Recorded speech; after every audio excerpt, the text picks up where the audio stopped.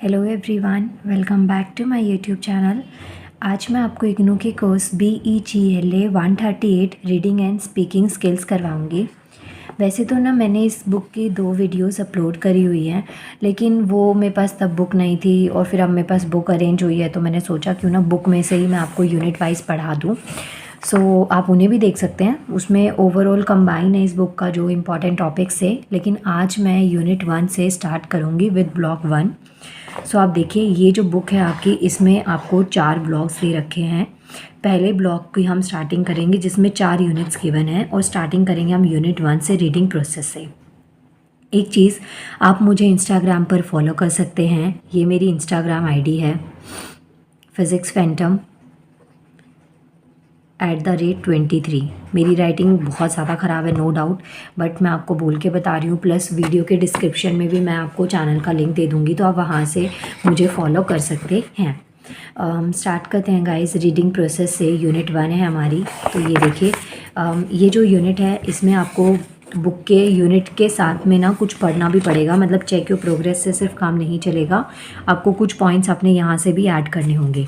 तो देखिए, सबसे पहले यहाँ पे दे रखा है डेवलपिंग रीडिंग स्किल्स। जब इंग्लिश लैंग्वेज की अगर हम बात करें, 4 मेजर इंग्लिश लैंग्वेज स्किल्स होती हैं जो कि किसी को भी ना डेवलप करनी पड़ती हैं। उसमें आता है आपका लिसनिंग, स्पीकिंग, रीडिंग और राइटिंग। जब भी आप कोई भी लैंग्वेज है, अगर मैं यहाँ पे बात इंग्लिश की करूँगी क्योंकि ये उसी की बुक है आपकी, लेकिन जब भी आप देखेंगे कि आपकी जब भी बात लैंग्वेज को लर्निंग की आएगी, तो उस टाइम पे ना आपको उसे सुनना भी आना चाहिए, उसको बोलना भी आना चाहिए, उस लैंग्वेज की आपको रीडिंग भी आनी चाहिए। प्लस उस लैंग्वेज में अगर आपको कुछ लिखना पड़े तो वो भी चीज़ के लिए आप एलिजिबल हों, इतनी आप में स्किल्स डेवलप होनी चाहिए। और ये जो 4 चीज़ें हैं ना, लिसनिंग, स्पीकिंग, रीडिंग और राइटिंग, ये चारों ही इम्पॉर्टेंट है एक लर्नर के लिए, चाहे वो कुछ भी चीज़ सीख रहा हो, कहीं पे भी कुछ भी सीख रहा हो। अब यहाँ पे हमारे पास में रीडिंग जो है ना, रीडिंग में आपके प्री लिटरेसी स्किल्स हैं जिसमें लर्निंग है, अल्फ़ाबेट्स है और फिनोमिक जो अवेयरनेस होती है, जैसे वर्ड्स का प्रोनाउंस करने का साउंड, वो सब चीज़ें आपके रीडिंग के अंदर आती हैं। लिसनिंग का मतलब है कि आप वर्ड्स को सुन के कितना अच्छे तरीके से ग्रैब कर पा रहे हैं, कितना अच्छे तरीके से समझ पा रहे हैं। लिसनिंग स्किल्स अगर आपकी अच्छी है तो आप चीज़ों को समझ पाएंगे। जैसे अभी मेरी वॉइस आपको समझ में आ रही है, आप उसको कितना समझ पा रहे हैं बिना बुक को रीड करे, कितना आप उसके लिए अपने आंसर को अच्छे से कर पाएंगे, तो वो चीज़ आपके स्किल्स के ऊपर डिपेंड करता है। नेक्स्ट यहाँ पे देखेंगे, लर्नर जो होते हैं ना may be consider to be ready for further develop the skill of reading accurately and appropriately when they, मतलब कि जो रीडिंग स्किल्स हैं, जैसे आप कुछ भी लैंग्वेज सीख रहे हो उसमें आप आगे और बढ़ सकते हैं। तो ये कुछ पॉइंट्स होते हैं, जब आप इसमें ये चीज़ सीख लेते हैं तो आपकी जो रीडिंग स्किल्स हैं आगे वो बहुत अच्छे तरीके से डेवलप हो सकती हैं। जैसे पहली चीज़, identify and differentiate both vowels and consonant sound in English. हमारे पास में वॉवल्स होते हैं, कॉन्सोनेंट होते हैं। अब इनमें 5 के अलावा जो कॉन्सोनेंट्स हैं, अब ये देखेंगे 21 हो गए कॉन्सोनेंट्स, तो टोटल लेटर कितने हो गए 26। और अगर मैं बात करूँ इंग्लिश में अल्फ़ाबेट कितने हैं, तो 1 ही हो गया क्योंकि वो एक लैंग्वेज में आती है। तो क्वेश्चन ये आता है कि जब आप इनको, इनके बीच का डिफरेंस अच्छे तरीके से आइडेंटिफाई कर पाएँ, तो वो चीज़ होती है आपके पास में साउंड को आइडेंटिफाई कर पाना। ठीक है। नेक्स्ट आता है हमारे पास में associate vowel and consonant sounds with letter. Identify करना, आपको डिफरेंशिएट करना कॉन्सोनेंट कॉम्बिनेशन के बीच का, तो ये चीज़ आपके लिए इम्पॉर्टेंट होती है। जैसे कि कई बार आप देखेंगे कि हम ना, जो हमारी लैंग्वेज होती है इंग्लिश, उसमें हम अलग से लिखते हैं, लेकिन वहीं पे आपने देखा होगा कि जब आप इंग्लिश व्हाट्सएप लैंग्वेज यूज़ करते हैं तो वहाँ पे कई बार हमारे वर्ड्स का मीनिंग क्या हो जाता है, चेंज हो जाता है। बहुत से ऐसे कॉमन वर्ड्स होते हैं जिसको प्रोनाउंसिएशन के टाइम पे आपको ध्यान रखना पड़ता है। आपको कब पता चलेगा कि जो कोई पर्टिकुलर लेटर आप लिख रहे हैं वो आपका साइलेंट रहेगा और बाकी के वर्ड को आपको बोलना है। जैसे आप साइकोलॉजी बोलते हैं तो बोलते वक्त तो साइको वर्ड साउंड में आ रहा है, लेकिन जब आप लिखते हैं तो पी से स्टार्टिंग हो रही है, तो कैसे आपको पता चला कि पी साइलेंट होना चाहिए। तो ये चीज़ें जो है ना, ये हम धीरे धीरे डेवलप करते हैं। तो ये पॉइंट्स आपको ध्यान रखने हैं। प्लस आइडेंटिफाई करना राइमिंग वर्ड्स को even spelled with a different letter pattern. तो जो राइमिंग होती है ना, तो उसमें भी आप वर्ड्स को उसी अकॉर्डिंग राइम कर रहे हैं, उसी अकॉर्डिंग स्पेल कर रहे हैं जिस तरीके से वो आपको लिखा हुआ है। तो ये चीज़ें आपकी प्रैक्टिस से आती हैं। तो ये पॉइंट्स आपको ध्यान रखने हैं। फिर यहाँ पे कुछ कॉमन डिफ़िकल्टीज़ आपको दे रखी है, 3 कॉमन डिफ़िकल्टीज़ दे रखी हैं जब आप रीडिंग स्किल्स को ग्रैब कर लेते हैं, समझ लेते हैं। तो यहाँ पे कुछ बेसिक स्किल्स ऑफ रीडिंग तो ज़रूरत है ही है, लेकिन वहाँ पे कुछ कॉमन डिफ़िकल्टीज़ आपको देखने को मिलती हैं, जिसमें 3 आपको दे रखी है। पहली दे रखी है आपको चैलेंज ऑफ डिकोडिंग। डिकोडिंग का मतलब क्या हो गया, एक प्रोसेस जिसमें आप रीडिंग कर रहे हैं, वर्ड्स को प्रोनाउंस कर रहे हैं। तो ये डिकोडिंग के ऊपर डिपेंड करता है कि आप उस वर्ड को, जो रिटन लैंग्वेज में आपको वर्ड लिखा हुआ है, उसको आप कैसे प्रोनाउंस कर रहे हैं, उसका साउंड किस तरीके से आ रहा है।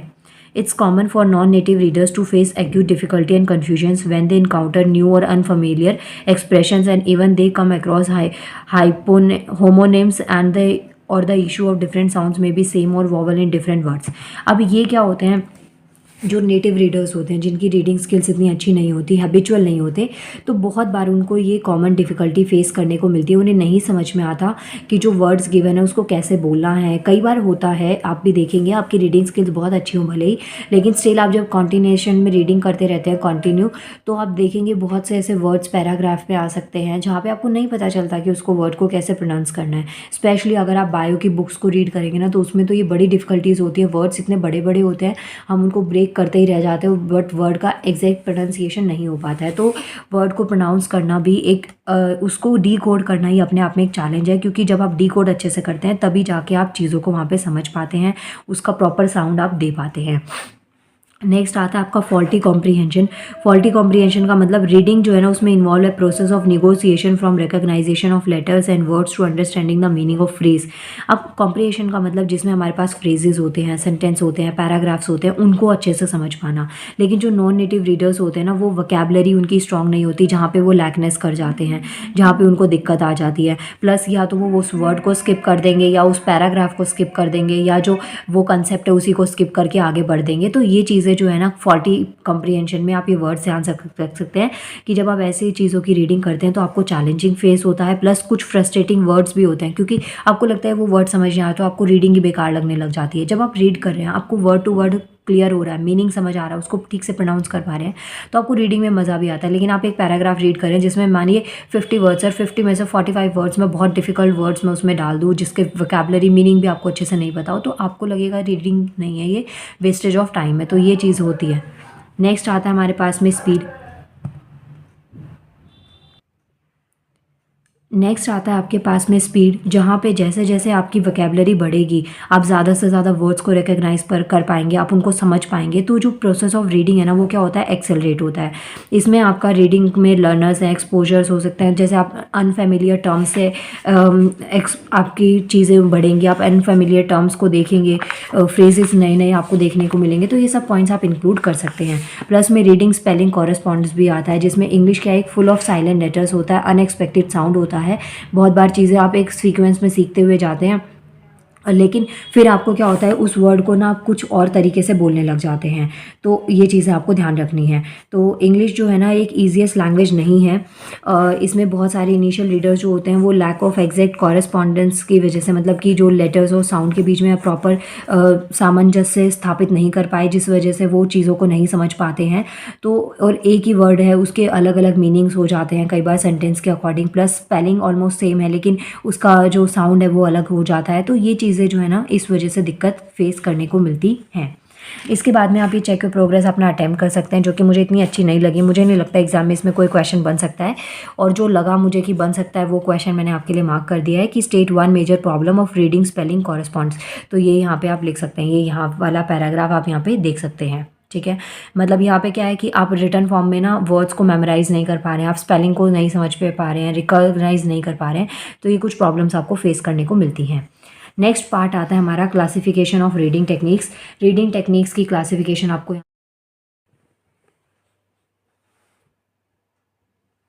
अब यहाँ पे ना आपको क्लासिफिकेशन दे रखी है, जो रीडिंग टेक्निक्स है उनको हम कैसे कैसे डिवाइड कर सकते हैं। तो मेनली 3 पार्ट्स में इसको डिवाइड किया गया है। फर्स्ट आता है एक्सटेंसिव रीडिंग, फिर सेकेंड इंटेंसिव रीडिंग, और third one is oral reading.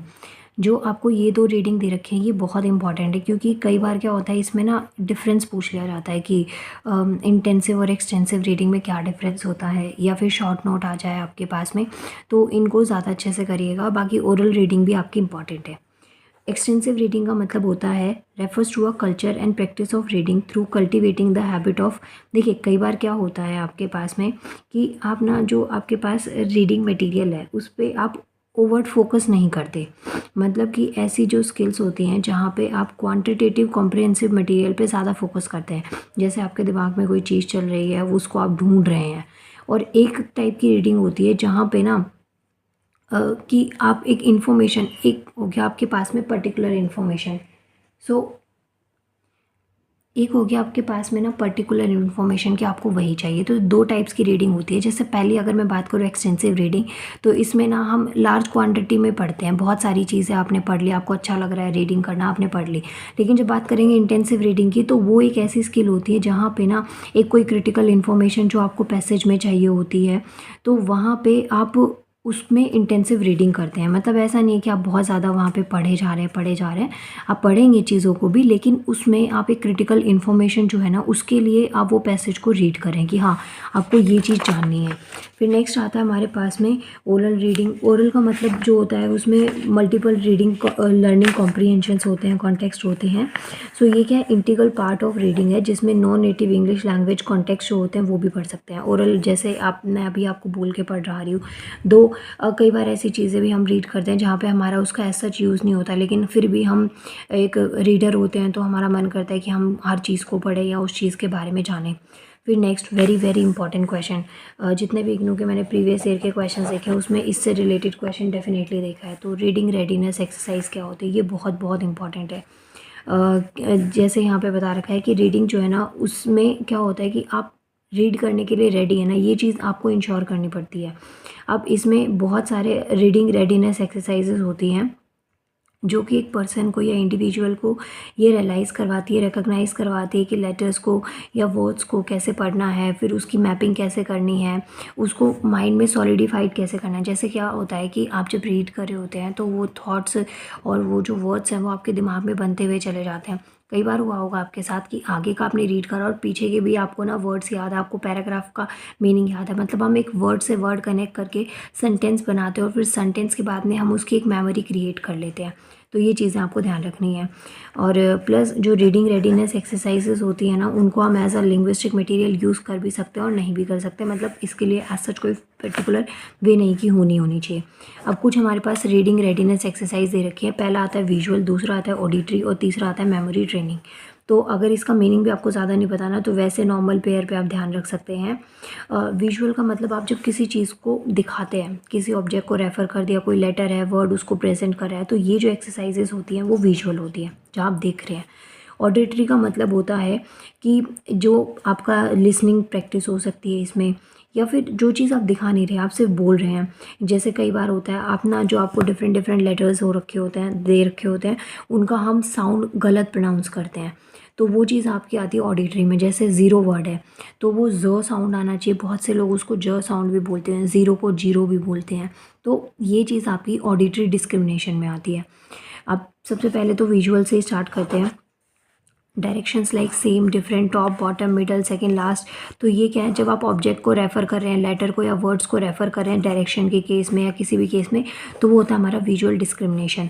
अब इसके अंदर ना आपको क्या होता है, जैसे कई बार आपने देखा होगा कुछ बच्चे ऐसे होते हैं जिनको विजुअल डिस्क्रिमिनेशन होता है, मतलब कि वो सेम लेटर्स को आइडेंटिफाई नहीं कर पाते। जैसे पी और क्यू है, ऑलमोस्ट सिमिलर दिखते हैं, डी एंड पी है, ऑलमोस्ट सिमिलर दिखते हैं, तो कई बार इनमें आइडेंटिफिकेशन सही तरीके से नहीं हो पाता कि which one is P and which one is Q.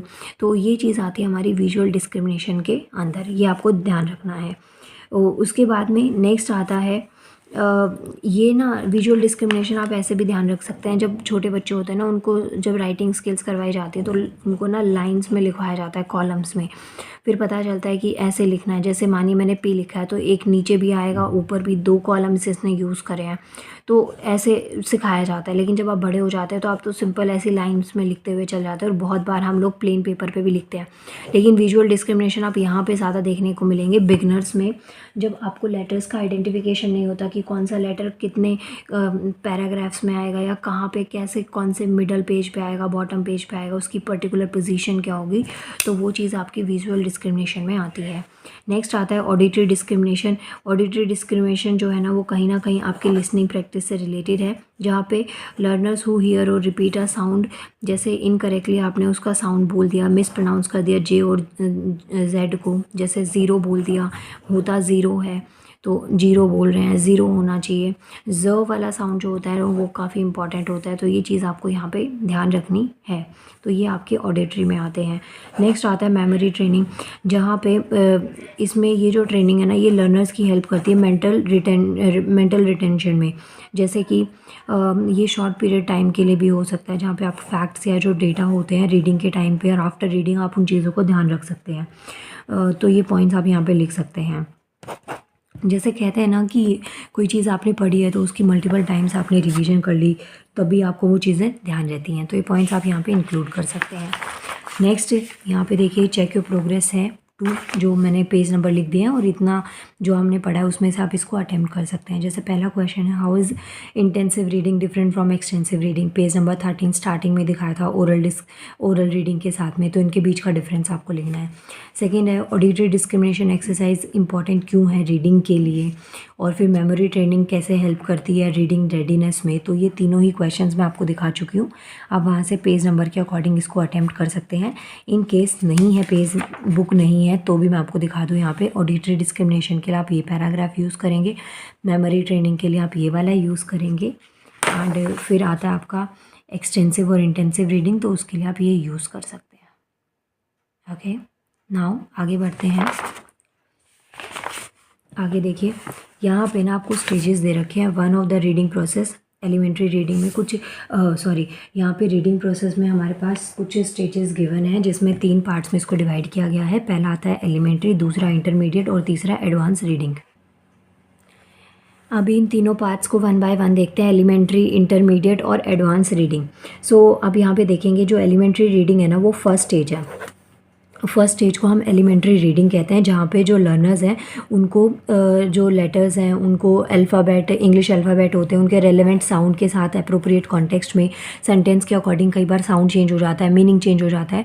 तो ये सब चीज़ें जो है ना, बिल्कुल बेसिक बिगिनर चीज़ें जो होती हैं वो हमारी एलिमेंट्री रीडिंग के अंदर आती हैं। यहाँ पे जो स्पोकन लैंग्वेज है, लेटर्स आपको गिवन है, उसके बीच में एक रिलेशनशिप डिस्कवर किया जाता है बाय द बिगनर या फिर जो लर्नर होते हैं। उसमें रीडिंग में जो ये फर्स्ट स्टेज होती है एलिमेंट्री रीडिंग, यहाँ पे रीडर्स को ना एक सिंपल सेट ऑफ वर्ड्स दिया जाता है, फ्रेजेस हो, सेंटेंस हो, वो बहुत ही सिंपल फोकस से दिए जाते हैं, प्लस उनका जो कॉम्बिनेशन है वो उसको डिफरेंट तरीके से आइडेंटिफाई कर पाएँ। ये चीज़ें इसमें एलिमेंट्री स्टेज ऑफ रीडिंग में दी जाती हैं। और फिर उसके बाद में एलिमेंट्री रीडिंग जो है ना, यहाँ पे आपके बच्चे से चाहे इलिटरेट हो, वहाँ से स्टार्ट होके और वो ख़त्म होती है, जैसे आप फॉरेन लैंग्वेज सीख रहे हैं या कुछ भी आप सीख रहे हैं या फिर एक लैंग्वेज को आप टारगेट कर रहे हैं, तो ये होता है कि मतलब बेसिक से लेके एडवांस तक का। तो बिगनिंग लेवल पे बहुत कम चीज़ें आपको यहाँ पे समझाई जाती हैं। मेनली बस यही याद रख लीजिएगा कि जो वर्ड्स हैं, वोकैबुलरी है, उसको कैसे आप इम्प्रूव कर सकते हैं, वर्ड्स को क्या साउंड उनका होता है, उनके बीच का रिलेशनशिप आपको यहाँ पे समझाया जाता है। नेक्स्ट आता है इंटरमीडिएट। इंटरमीडिएट का मतलब हो गया बीच का, मिडल वन। तो एलिमेंट्री रीडिंग के बाद में सेकंड जो स्टेज आती है वो आती है हमारी इंटरमीडिएट रीडिंग, जो जिसमें मेनली फोकस क्या होता है, ये एक इंटरेस्ट होता है रीडिंग में जो आप डेवलप करते हैं, जो आपकी रीडिंग स्किल प्रैक्टिस होती है थ्रू आउट द लर्निंग, जो आप सीखते हुए जाते हैं, उसके बाद में आप उसको और ज़्यादा हद तक बढ़ाते हैं। अब इसमें भी लेटर्स और साउंड का एसोसिएशन आता है, लेकिन ये थोड़ा ज़्यादा होता है। वहीं जैसे एलिमेंट्री रीडिंग में आप ध्यान रखेंगे कि बहुत बार चीज़ें हम बोल के करते हैं, लेकिन इंटरमीडिएट रीडर्स जो होते हैं ना, वो साइलेंटली रीड करते हैं और कॉन्फिडेंटली प्रिडिक्ट करते हैं साउंड वैल्यू, जो लेटर्स आपको दे रखे हैं, जो कॉम्बिनेशन आपको गिवन है उसका क्या साउंड हो सकता है। और प्लस जो एकेडमिक पर्पस की जो रीडिंग होती है वो भी हमारी इंटरमीडिएट रीडिंग होती है। आप इसको डिवाइड कर सकते हैं, जैसे जो छोटे बच्चे होते हैं बोल बोल के रीड करते हैं, वर्ड्स को ब्रेक कर करके पढ़ते हैं, फिर एक टाइम के बाद में उनकी जो फ्लुएंसी है वो बहुत इंप्रूव हो जाती है, अच्छे तरीके से वो रीड कर पाते हैं। तो ये चीज़ आती है आपकी इंटरमीडिएट रीडिंग के अंदर। और ये पॉइंट्स आप यहाँ पे लिख सकते हैं कि अगर जब आपको इंटरमीडिएट रीडिंग करनी है तो उससे प्री रीडिंग गाइडलाइंस आपकी क्या क्या हो सकती हैं। इतना इंपॉर्टेंट मुझे लग रहा नहीं है ये, लेकिन फिर भी आप इसको एक बार रीड कर लीजिएगा, नो डाउट कि एग्ज़ाम में आपके क्या आ जाए। इसके अलावा जो इंटरमीडिएट स्टेज होती है वहाँ पे कुछ आपको रीडिंग स्किल्स दे रखी हैं जो कि प्रोसीजर में आनी चाहिए। जैसे रीडिंग जो होती है वो विद इनकम्प्लीट इन्फॉर्मेशन भी हो सकती है, और फिर organizing for careful reading, skimming और स्कैनिंग, या भी हम आगे पढ़ेंगे ये चीज़ें। और ऑर्गेनाइजिंग इन्फॉर्मेशन, रीडिंग क्रिटिकली, ये सब पॉइंट्स आपको ध्यान रखने हैं। नेक्स्ट लास्ट स्टेज आता है हमारा एडवांस रीडिंग। एडवांस रीडिंग जो है लास्ट स्टेज है। पहला आता है एलिमेंट्री, दूसरा है इंटरमीडिएट और लास्ट वन इज़ एडवांस। तो यहाँ पे क्या होता है, आपकी फ्लुएंसी भी आ जाती है, प्लस में एलिमेंट्री स्टेज से जैसे आप चीज़ें सीखते हुए जाते हैं ना, वो आपका यहाँ पे पूरा कंप्लीट हो जाता है। प्लस रीडिंग क्या है, एक कॉन्टीन्यूस प्रोसेस है, ऐसा नहीं एडवांस के बाद में आपको ज़रूरत नहीं पड़ेगी, बहुत सी चीज़ें आप उसके बाद भी पढ़ेंगे। बहुत से ऐसे कॉन्टेक्स्ट होते हैं, नॉवेल्स होती हैं, बहुत सी ऐसी बुक्स होती हैं जिसको आप काफ़ी हाई लेवल की वोकैबुलरी वहाँ पे देखेंगे। फिर प्लस में जब आप एडवांस रीडिंग में आएंगे तो जो आप रीड करें उसको रियल लाइफ से कनेक्ट भी कर पाते हैं। और इसके साथ साथ में एडवांस रीडिंग का जो मतलब होता है ना, वो आपकी अंडरस्टैंडिंग से भी ज़्यादा ऊपर चले जाता है, जहाँ पे आप डीपर लेयर जो मीनिंग्स होते हैं वहाँ पे पूछ जाते हैं। मतलब जो वहाँ पे ऑथर कहना चाह रहे हैं वो आपको बहुत अच्छे तरीके से चीज़ें कंप्लीट वे में समझ आ जाती है। प्लस हम एक स्टोरी क्रिएट करने लग जाते हैं माइंड में कि अभी हमने इतना पैराग्राफ पढ़ा है, आगे उसमें और क्या चीज़ हो सकती है। एक स्टोरी होती है ना, इंटरेस्ट बनता है कि हाँ आगे चीज़ें क्या क्या हो सकती है। प्लस एडवांस रीडर्स जो होते हैं, इंटरप्रिटेशन करना, इवैल्यूएशन करना, क्रिटिसिज्म करना कि हाँ ये चीज़ गलत हो सकती है, इसको और इम्प्रूव किया जा सकता है, एप्लीकेशन जो अदर कॉन्टेक्स्ट की है। तो ये सब चीज़ें आपको एडवांस रीडिंग में ध्यान रखनी है। और फिर ये हो गया आपका कंप्लीट। इसके बाद में यहाँ पे ना कुछ आपको रीडिंग थ्रू स्टोरीज़ में कुछ आपको पॉइंट्स दे रखे हैं कि जब अडल्ट रीडर्स होते हैं अप्रोप्रिएट शॉर्ट स्टोरीज़ पढ़ते हैं तो उसमें कुछ फैक्टर्स रोल प्ले करते हैं। जैसे वोकैबुलरी ज़्यादा अच्छी नहीं होती तो हमें चीज़ें समझ नहीं आती। लैंग्वेज की सिंप्लिसिटी भी बहुत इंपॉर्टेंट करती है। रेलेवेंस, थीम और कंटेंट होना चाहिए। पोटेंशियल होना चाहिए डिस्कशन का, जिसमें डिबेट हो गई, ग्रुप डिस्कशंस हो गया। तो ये पॉइंट्स आप यहाँ पे लिख सकते हैं। नाउ गाइस, ये हो गई आपकी यूनिट कंप्लीट। ये लेट्स सम अप कंप्लीट हो गया है। नेक्स्ट वीडियो में हम यूनिट 2 स्टार्ट करेंगे, डेवलपिंग रीडिंग स्किल्स। मिलते हैं नेक्स्ट वीडियो में। Thank you so much.